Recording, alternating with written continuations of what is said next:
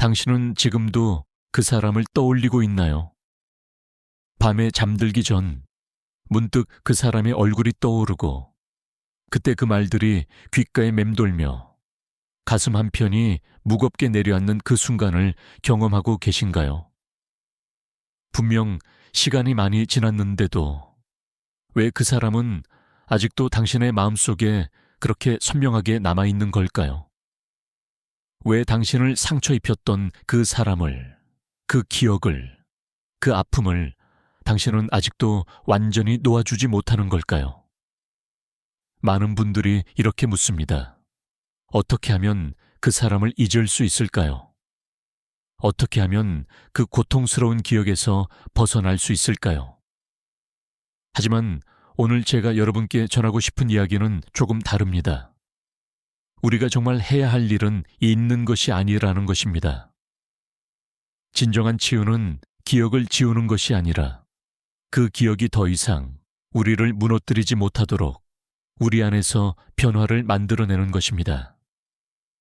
그리고 오늘 우리는 함께 그 깊은 여정 속으로 들어가 보려고 합니다. 여러분이 겪었던 그 상처, 그 배신, 그 아픔이 무엇이든 그것은 결코 작은 일이 아니었습니다. 당신의 고통은 진짜입니다. 그리고 그것을 인정하는 것이 바로 치유의 첫걸음입니다. 우리는 살면서 수많은 사람들을 만나고 관계를 맺고 때로는 깊은 상처를 받습니다. 부모로부터, 연인으로부터, 친구로부터, 동료로부터. 그들이 던진 말 한마디, 그들의 행동 하나가 우리 마음속에 깊은 상처로 남아 오랫동안 우리를 괴롭힙니다. 어떤 분들은 10년, 20년이 지난 지금도 그때의 상처가 아물지 않았다고 말씀하십니다. 왜 그럴까요?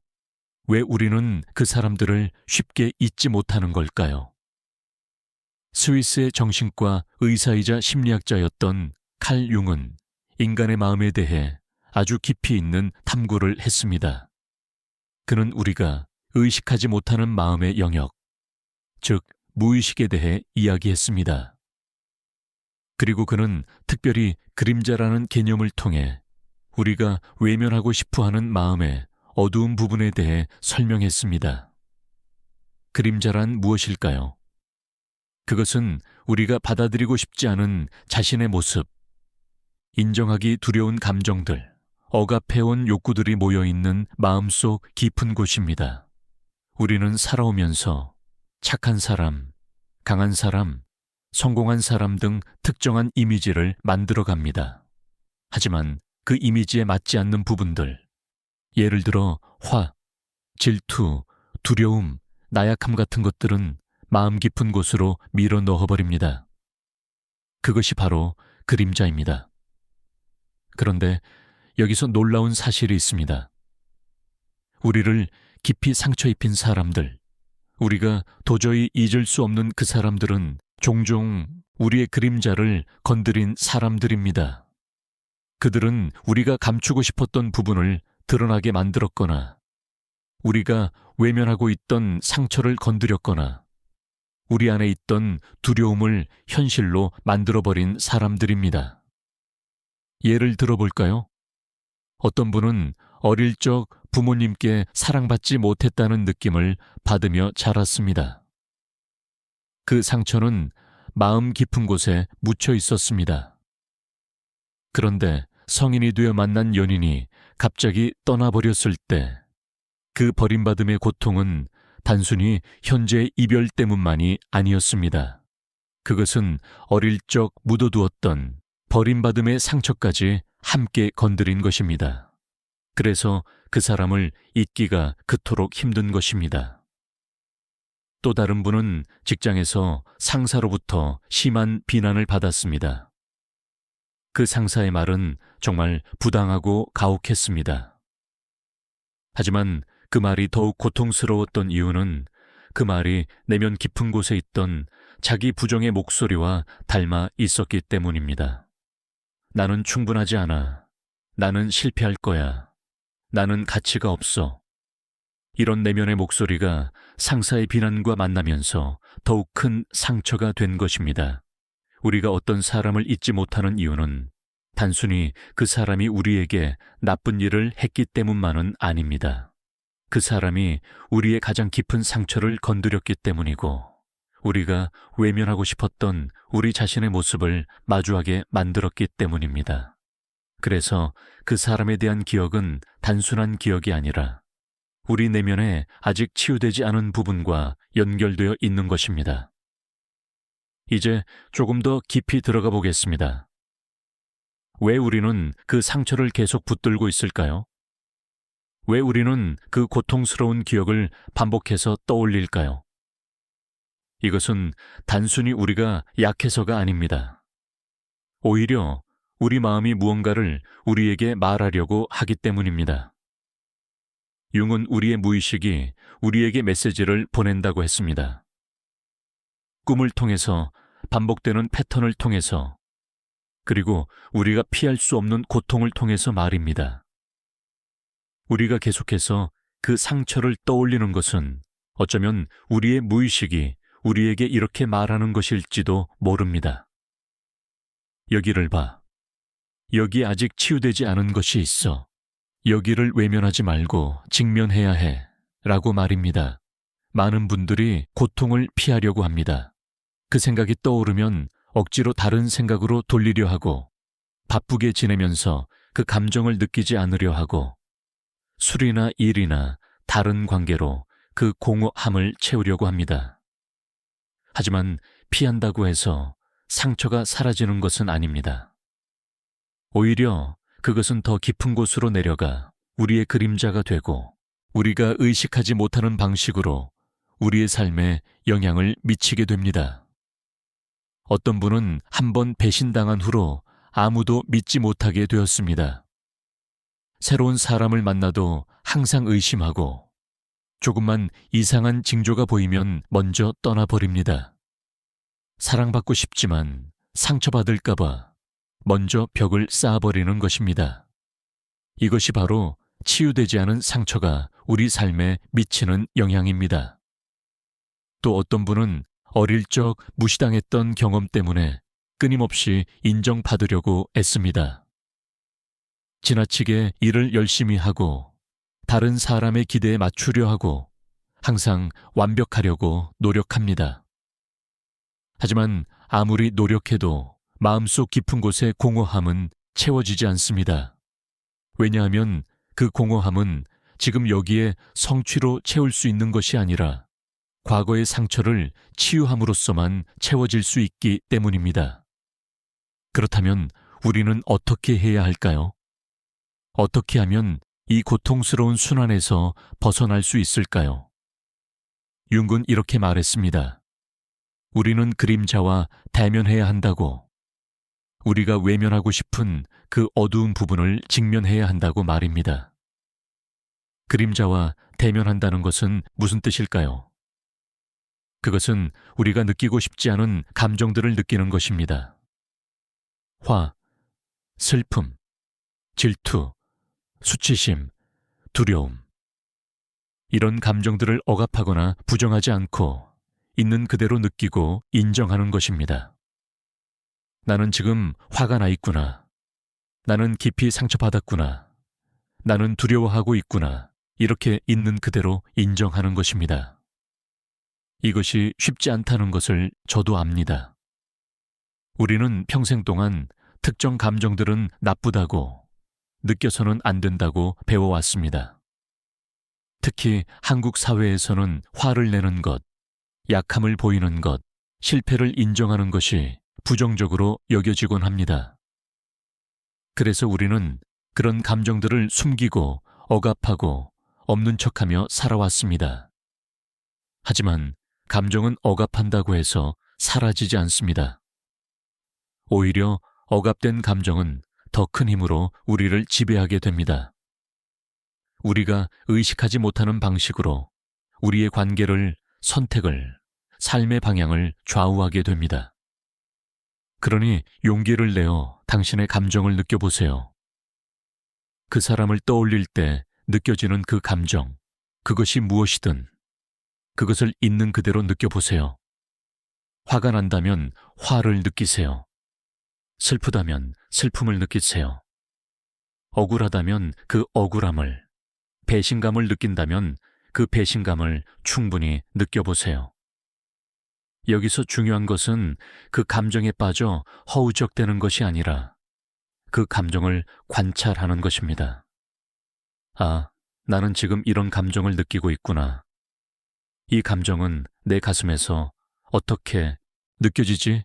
무겁게, 답답하게, 뜨겁게, 이렇게 감정을 관찰하는 것입니다.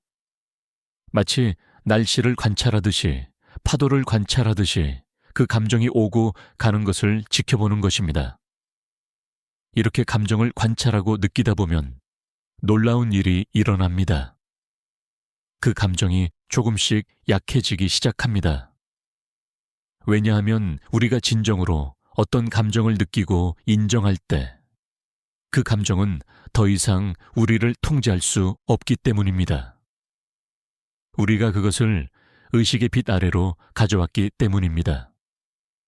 그리고 여기서 더 나아가 우리는 이런 질문을 해볼 수 있습니다. 이 감정 아래에는 무엇이 있을까?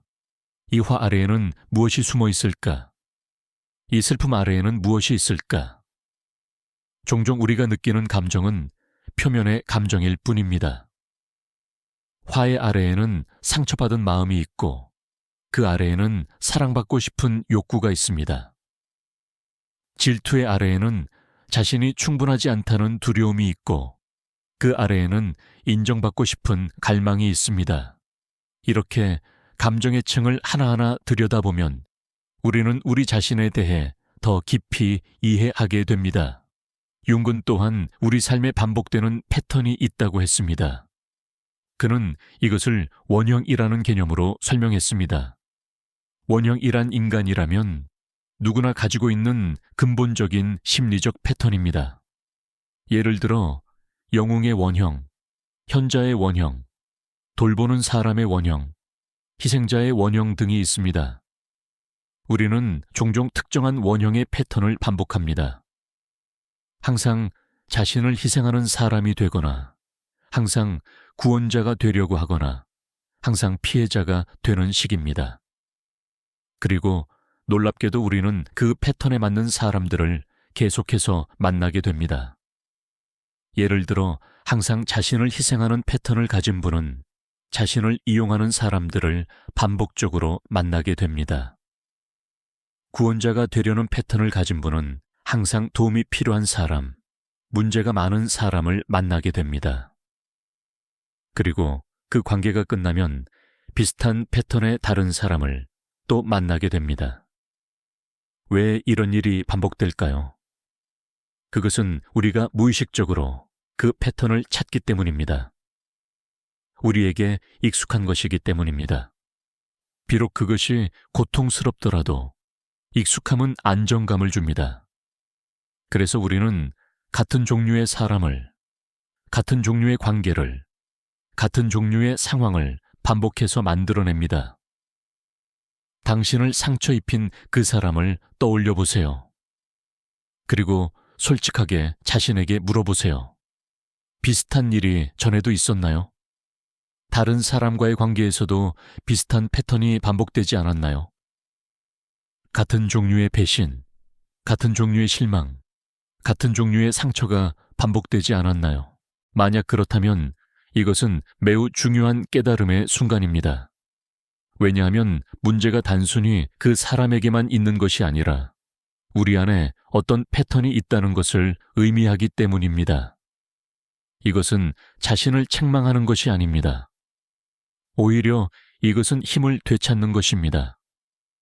왜냐하면 다른 사람은 우리가 바꿀 수 없지만 우리 자신의 패턴은 우리가 바꿀 수 있기 때문입니다. 그렇다면 어떻게 이 패턴을 바꿀 수 있을까요? 첫 번째는 그 패턴을 인식하는 것입니다. 아, 나는 항상 이런 식으로 행동하는구나. 나는 항상 이런 사람에게 끌리는구나. 나는 항상 이런 상황에서 같은 선택을 하는구나. 이렇게 인식하는 것만으로도 큰 변화가 시작됩니다. 두 번째는 그 패턴이 어디서 왔는지 이해하는 것입니다. 종종 우리의 패턴은 어린 시절에 형성됩니다. 부모와의 관계에서, 초기 경험에서 우리는 세상과 관계에 대한 기본적인 믿음을 형성합니다. 나는 사랑받을 가치가 있는가? 세상은 안전한가? 사람들은 믿을 만한가? 이런 기본적인 믿음이 우리의 패턴을 만들어냅니다. 예를 들어 어릴 적 부모님이 조건적인 사랑을 주셨다면 당신은 무언가를 성취해야만 사랑받을 수 있다고 믿게 됩니다. 그래서 성인이 되어서도 끊임없이 인정받으려 노력하고 조건 없이 당신을 사랑해주는 사람을 만나도 믿지 못하게 됩니다.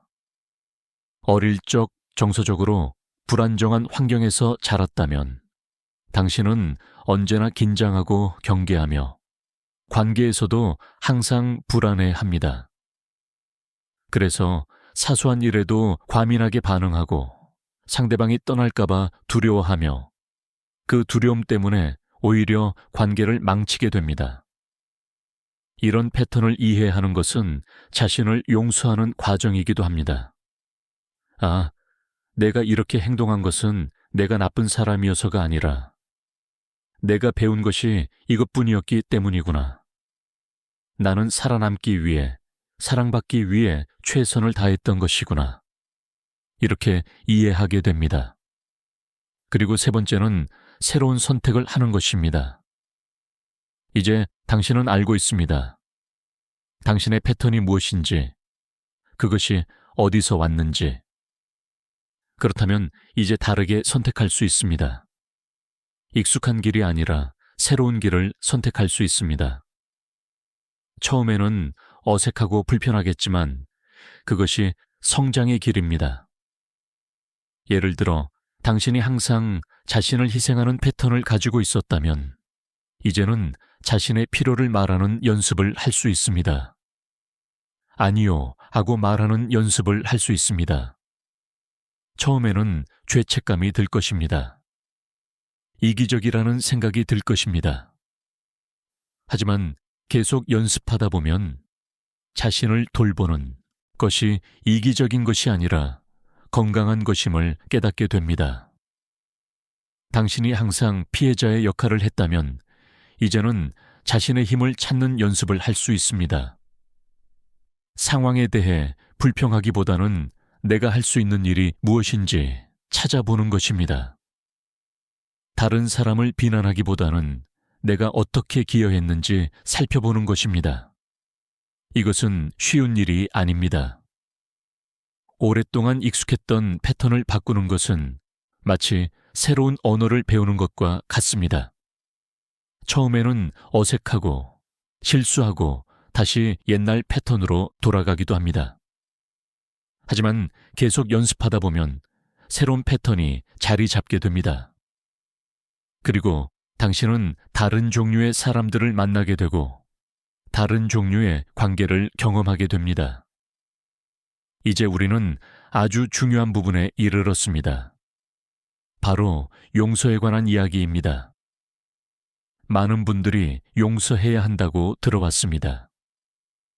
용서해야 마음이 편해진다고, 용서해야 앞으로 나아갈 수 있다고 들었습니다. 하지만 용서가 그렇게 쉽다면 왜 우리는 아직도 용서하지 못하고 있을까요? 용서에 대한 흔한 오해가 있습니다. 많은 사람들이 용서를 그 사람의 행동을 정당화하거나 일어난 일을 없었던 일로 하거나 그 사람과 다시 관계를 맺어야 하는 것으로 생각합니다. 하지만 진정한 용서는 그런 것이 아닙니다. 용서는 그 사람을 위한 것이 아닙니다. 용서는 당신을 위한 것입니다. 용서는 더 이상 그 사람과 그 사건에 당신의 에너지를 묶어두지 않겠다라는 결정입니다. 더 이상 그 분노와 원망을 붙들고 있지 않겠다는 선택입니다. 왜냐하면 그것이 당신을 더 아프게 하고 있기 때문입니다. 어떤 현자가 이런 말을 했습니다. 원망을 품는 것은 마치 당신이 독을 마시면서 상대방이 죽기를 바라는 것과 같다고. 당신이 화를 품고 있는 동안 그 사람은 어쩌면 편하게 살고 있을지 모릅니다. 아니면 이미 당신을 잊었을지도 모릅니다. 하지만 당신은 그 화와 원망 때문에 매일 고통받고 있습니다. 그렇다면 누가 손해를 보고 있는 것일까요? 용서는 단계적인 과정입니다. 첫 번째 단계는 인정하는 것입니다. 일어난 일을 있는 그대로 인정하는 것입니다. 그래, 그 사람은 내게 그런 일을 했어. 그것은 옳지 않았어. 나는 상처받았어. 이렇게 사실을 인정하는 것입니다. 두 번째 단계는 감정을 느끼는 것입니다. 앞서 말했듯이 화, 슬픔, 배신감, 이 모든 감정을 느끼는 것입니다. 그 감정을 억압하지 않고 충분히 느끼는 것입니다. 세 번째 단계는 이해하는 것입니다. 이것은 그 사람을 정당화하는 것이 아닙니다. 그 사람도 자신의 상처를 가지고 있었다는 것을 이해하는 것입니다. 상처받은 사람이 다른 사람을 상처 입힌다는 것을 이해하는 것입니다. 그 사람도 자신의 그림자와 싸우고 있었다는 것을 이해하는 것입니다. 이것은 그 사람의 행동을 용인하는 것이 아닙니다. 그것은 여전히 잘못된 것입니다. 하지만 그 사람을 악마로 보는 대신 결점 있는 인간으로 보는 것입니다. 자신의 아픔 때문에 다른 사람을 아프게 한 사람으로 보는 것입니다. 네 번째 단계는 놓아주는 것입니다. 그 사람에 대한 기대를, 그 사람이 사과하기를 바라는 마음을, 그 사람이 벌받기를 바라는 마음을, 그 모든 것을 놓아주는 것입니다. 그리고 당신 자신의 삶에 집중하는 것입니다. 이것이 하루아침에 이루어지는 것은 아닙니다. 어떤 날은 용서한 것 같다가도 다음 날 다시 화가 치밀어 오를 수 있습니다. 괜찮습니다. 용서는 직선적인 과정이 아니라 나선형의 과정입니다. 오르락내리락 하면서 조금씩 나아가는 것입니다. 그리고 여기서 중요한 것이 하나 더 있습니다. 바로 자신을 용서하는 것입니다. 많은 분들이 상대방을 용서하는 것보다 자신을 용서하는 것을 더 어려워합니다. 왜 나는 그때 그 선택을 했을까? 왜 나는 그 신호를 보지 못했을까? 왜 나는 더 현명하지 못했을까? 이런 자책을 합니다. 하지만 당신은 그때 최선을 다했습니다. 당신이 가진 정보로, 당신이 가진 지혜로, 당신이 할 수 있는 최선을 다했습니다. 지금의 당신이 과거의 당신을 판단하는 것은 공정하지 않습니다. 과거의 당신은 지금의 당신이 아는 것을 알지 못했습니다. 그러니 자신에게도 연민을 가지세요. 자신에게도 친절하세요. 당신의 과거 선택을, 당신의 실수를, 당신의 나약함을 용서하세요. 당신도 완벽하지 않은 인간이고 배우며 성장하는 중입니다. 융은 개성화 과정에 대해 이야기했습니다. 개성화란 온전한 자기 자신이 되어가는 과정입니다. 우리의 밝은 면과 어두운 면, 강한 면과 약한 면, 모든 것을 통합하여 온전한 한 사람이 되는 과정입니다. 당신을 상처 입힌 그 경험도 당신의 일부입니다. 그것은 당신을 정의하지 않지만 당신을 형성했습니다. 그 경험이 당신에게 가르쳐 준 것이 있습니다. 어쩌면 경계를 설정하는 법을 가르쳐 주었을 수도 있고, 당신의 강함을 발견하게 해 주었을 수도 있고, 진정한 관계가 무엇인지 깨닫게 해 주었을 수도 있습니다. 그 경험을 단순히 나쁜 것으로만 보지 말고 그것을 통해 당신이 무엇을 배웠는지 찾아보세요. 그 고통이 당신을 어떻게 성장시켰는지 살펴보세요. 이것은 그 경험을 정당화하는 것이 아닙니다. 그것은 여전히 일어나지 말았어야 할 일입니다. 하지만 일어난 일을 의미 있게 만드는 것은 당신의 선택입니다. 많은 위대한 치유자들, 상담가들, 작가들이 자신의 깊은 상처로부터 타인을 돕는 힘을 얻었습니다. 그들은 자신의 고통을 헛되이 하지 않았습니다. 그들은 그 고통을 지혜로, 연민으로, 다른 사람을 돕는 능력으로 변화시켰습니다. 당신도 그렇게 할 수 있습니다. 당신의 상처는 당신을 연약하게 만들 수도 있지만, 동시에 당신을 더 깊이 있는 사람으로, 더 이해심 많은 사람으로, 더 지혜로운 사람으로 만들 수도 있습니다. 어떤 방향으로 갈지는 당신의 선택입니다. 이제 우리는 이야기를 다시 쓰는 단계로 들어갑니다.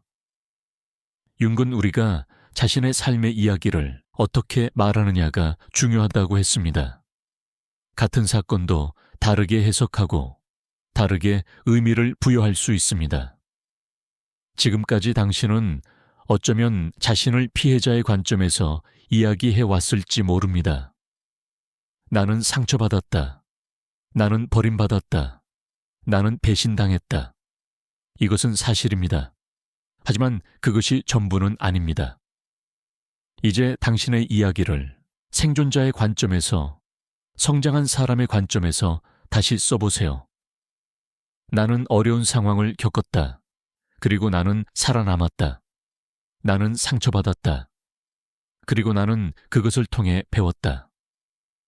나는 넘어졌다. 그리고 나는 다시 일어섰다. 이것은 단순히 긍정적으로 생각하라는 말이 아닙니다. 이것은 당신의 힘을 인정하는 것입니다. 당신이 겪어낸 것을, 당신이 배운 것을, 당신이 성장한 것을 인정하는 것입니다. 한국의 도자기 중에 금으로 깨진 부분을 이어붙이는 기법이 있습니다. 일본에서는 킨츠기라고 부르고 한국에도 비슷한 전통이 있습니다. 깨진 그릇을 버리지 않고 금으로 이어붙여서 새로운 아름다움을 만들어내는 것입니다. 그 그릇은 깨지지 않은 그릇보다 더 아름답고 더 가치 있습니다. 왜냐하면 그것은 역사를 가지고 있고 치유의 흔적을 가지고 있기 때문입니다. 당신도 그렇습니다. 당신의 상처는 당신을 망가뜨린 것이 아니라 당신을 더 깊이 있는 사람으로 만들었습니다. 당신의 금으로 이어진 부분, 즉 치유의 흔적이 당신을 더욱 아름답게 만듭니다. 이제 우리는 실질적인 치유의 방법에 대해 이야기해 보겠습니다. 지금까지 우리는 이론적인 이해를 했습니다. 하지만 진정한 치유는 이해를 넘어서 실천에서 일어납니다. 첫째, 글쓰기를 해보세요. 당신의 감정을, 당신의 생각을, 당신의 경험을 글로 써보세요. 아무도 읽지 않을 것이니 완전히 솔직하게 쓸 수 있습니다. 당신이 느끼는 모든 것을, 심지어 추하고 부끄럽다고 생각하는 감정까지도 써보세요. 이것은 당신의 무의식을 의식으로 가져오는 강력한 방법입니다. 특히 효과적인 것은 편지 쓰기입니다. 당신을 상처 입힌 그 사람에게 편지를 써보세요. 실제로 보낼 필요는 없습니다. 하지만 보낼 것처럼, 그 사람이 읽을 것처럼 써보세요. 당신이 말하고 싶었던 모든 것을, 당신이 느꼈던 모든 것을 써보세요. 그리고 나서 그 편지를 태워버리거나 찢어버리세요. 이것은 상징적인 행동이지만 놓아주는데 도움이 됩니다. 둘째, 명상이나 마음 챙김을 연습해 보세요. 이것은 당신이 감정에 휩쓸리지 않고 감정을 관찰할 수 있게 도와줍니다. 매일 몇 분이라도 조용히 앉아서 호흡에 집중해 보세요. 생각이 떠오르면 판단하지 말고 그저 지나가게 두세요. 이 연습은 당신의 마음에 공간을 만들어줍니다. 셋째, 몸을 움직이세요. 트라우마와 감정은 단순히 마음에만 있는 것이 아니라 몸에도 저장됩니다. 운동을, 요가를, 춤을, 산책을 통해 몸에 저장된 긴장과 감정을 풀어주세요.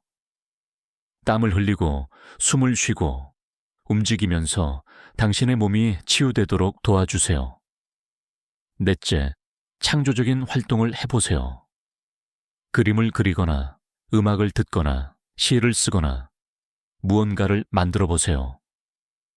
창조적인 활동은 당신의 무의식과 소통하는 또 다른 방법입니다.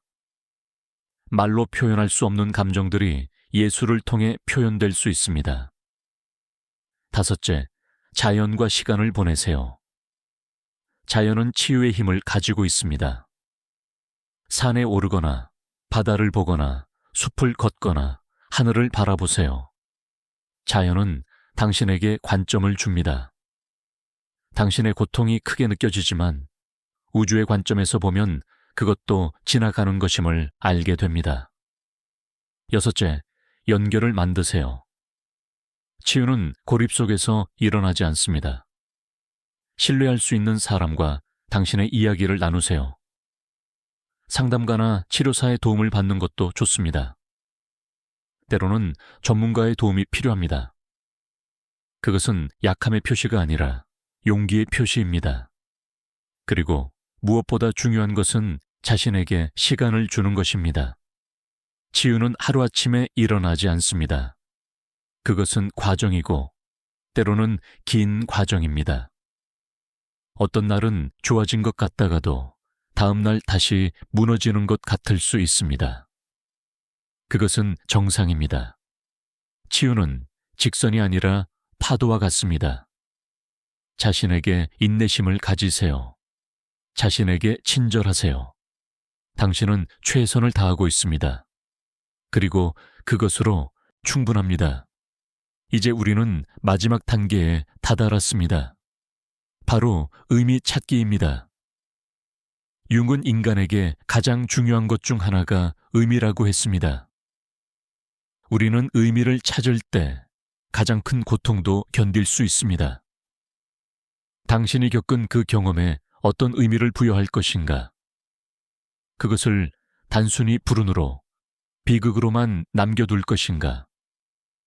아니면 그것을 성장의 기회로, 배움의 계기로, 변화의 촉매로 만들 것인가? 어떤 의미를 부여하느냐는 당신의 선택입니다. 그리고 그 선택이 당신의 미래를 결정합니다. 같은 경험을 한 두 사람이 완전히 다른 삶을 살 수 있습니다. 한 사람은 그 경험에 갇혀 평생을 피해자로 살아갈 수 있고, 다른 사람은 그 경험을 디딤돌로 삼아 더 높이 날아갈 수 있습니다. 차이는 의미에 있습니다. 당신에게 묻습니다. 이 경험이 당신에게 무엇을 가르쳐 주었나요? 당신은 무엇을 배웠나요? 당신은 어떻게 성장했나요? 이 경험을 통해 당신은 어떤 강함을 발견했나요? 어떤 지혜를 얻었나요? 어쩌면 당신은 진정한 용기가 무엇인지 배웠을 수도 있습니다. 용기는 상처받지 않는 것이 아니라 상처받고도 계속 나아가는 것입니다. 어쩌면 당신은 진정한 사랑이 무엇인지 배웠을 수도 있습니다. 당신을 상처 입힌 것은 사랑이 아니었다는 것을, 진정한 사랑은 존중과 배려를 포함한다는 것을 배웠을 수도 있습니다. 어쩌면 당신은 자신의 가치를 외부에서 찾을 것이 아니라 내부에서 찾아야 한다는 것을 배웠을 수도 있습니다. 다른 사람의 인정이 아니라 자기 자신의 인정이 중요하다는 것을 배웠을 수도 있습니다. 그리고 어쩌면 가장 중요한 것은 당신은 살아남았다는 것입니다. 당신은 견뎌냈습니다. 당신은 여기 있습니다. 그것 자체가 당신의 강함을 증명합니다. 윤근 이런 의미의 말을 했습니다. 우리를 무너뜨리지 않는 것은 우리를 더 강하게 만든다고. 당신을 무너뜨리려 했던 그 경험이 당신을 무너뜨리지 못했습니다. 당신은 여전히 서 있습니다. 그리고 당신은 전보다 더 강해졌습니다. 이제 마지막으로 미래를 바라보는 시간입니다. 과거에 머무는 것이 아니라 미래로 나아가는 것입니다. 당신이 원하는 삶은 어떤 것인가요? 당신이 되고 싶은 사람은 어떤 사람인가요? 당신이 만들고 싶은 관계는 어떤 것인가요? 과거의 상처가 당신의 미래를 결정하게 하지 마세요. 당신이 당신의 미래를 결정하세요. 당신에게는 선택권이 있습니다. 과거에 일어난 일을 바꿀 수는 없지만 그것이 당신에게 미치는 영향은 바꿀 수 있습니다. 당신을 상처 입힌 그 사람을 잊는 것이 목표가 아닙니다. 그 사람을 완전히 지우는 것은 불가능할 뿐더러 필요하지도 않습니다. 진정한 목표는 그 사람과 그 경험이 더 이상 당신의 현재를 지배하지 못하게 하는 것입니다. 그 기억이 떠올라도 더 이상 당신을 무너뜨리지 못하게 하는 것입니다. 치유되었다는 것은 더 이상 그 사람을 생각하지 않는다는 뜻이 아닙니다. 치유되었다는 것은 그 사람을 생각해도 평온을 유지할 수 있다는 뜻입니다. 그 기억이 떠올라도 더 이상 가슴이 무너지지 않고 분노가 치밀지 않고 슬픔에 잠기지 않는다는 뜻입니다. 그것은 무감각해지는 것이 아닙니다. 그것은 통합하는 것입니다. 그 경험을 당신 삶의 일부로 받아들이되 그것이 당신의 전부가 되지 않게 하는 것입니다. 마치 오래된 상처처럼 그것은 흔적을 남기지만 더 이상 아프지 않습니다.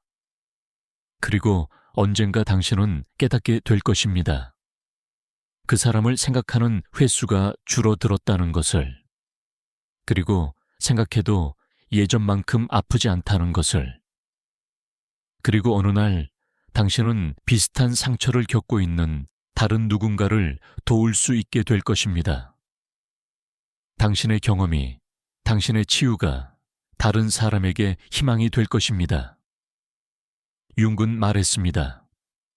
가장 어두운 밤에 별이 가장 밝게 빛난다고. 당신의 가장 어두운 시간이 당신을 가장 밝게 빛나게 할 수 있습니다. 당신의 고통이 당신의 지혜가 될 수 있습니다. 당신의 상처가 당신의 선물이 될 수 있습니다. 그러니 용기를 가지세요. 당신의 그림자와 대면하는 용기를, 당신의 상처를 느끼는 용기를, 당신의 패턴을 바꾸는 용기를, 용서하는 용기를, 다시 사랑할 수 있는 용기를 가지세요. 당신은 혼자가 아닙니다. 수많은 사람들이 비슷한 길을 걸어왔고 지금도 걷고 있습니다. 우리 모두는 상처받고 치유하고 다시 일어서는 여정을 하고 있습니다.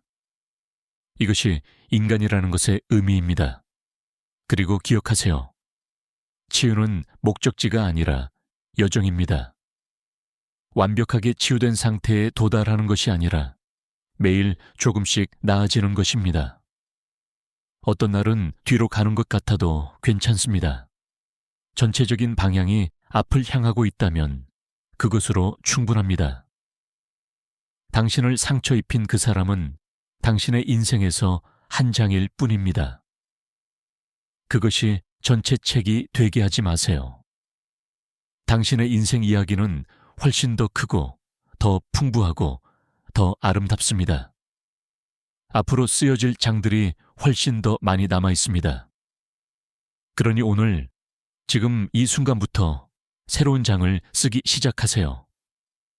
희생자가 아니라 영웅의 이야기를, 절망이 아니라 희망의 이야기를, 끝이 아니라 새로운 시작의 이야기를 쓰세요.